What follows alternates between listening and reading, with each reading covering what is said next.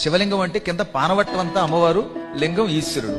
శివుడు ఎక్కడుంటే అక్కడ అమ్మ ఉంటుంది, అమ్మ ఉంటే శివుడు ఉంటాడు. ఆ ఇద్దరికి అభేదం. ఒకప్పుడు శివుడు అంధకుడు అని ఒక రాక్షసుడిని సంహరించి కైలాసానికి వచ్చాడు.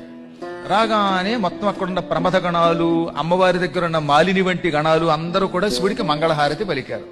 పార్వతి చిరునవ్వు నవ్వుతూ శివుడి దగ్గరకు వచ్చి, ఏమండి ఈ జనమందరూ మీకు తెగ హారతి పడుతున్నారు, మీరు ఏమి చేశారండి అంది. అంధకుడనే ఒక భయంకర రాక్షసుడిని చీల్చి చెండాడాను అన్నాడు ఆయన. వాణ్ణి చంపే ముందు ఏం చేశారండి అన్నది ఆవిడ. ఓహో, వాణ్ణి కాలుతో తొక్కి చంపారు. ఏ కాలు? ఎడంకాలు. ఎడంకాలు ఎవరిదండి అంది ఆవిడ. అర్ధనారీశ్వరుడు కదా శివుడు, ఎడమకాలు ఎవరిది? అమ్మవారిది. ఎడంకాలుతో తొక్కి చంపారా, కాలు ఎవరిది అనగానే ఆయన ఒక క్షణం ఆగి చిరునవ్వు నవ్వి, ఎడంకాలు ఎవరిది? నీదే, నువ్వే కదా అన్నట్ట.